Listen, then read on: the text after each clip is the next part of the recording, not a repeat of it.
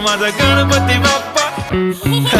गणपती बाप्पा मोरया, मंगल मूर्ती मोरया, अर्धा लाडू चंद्रावर माझा गणपती बाप्पा उंदरावर.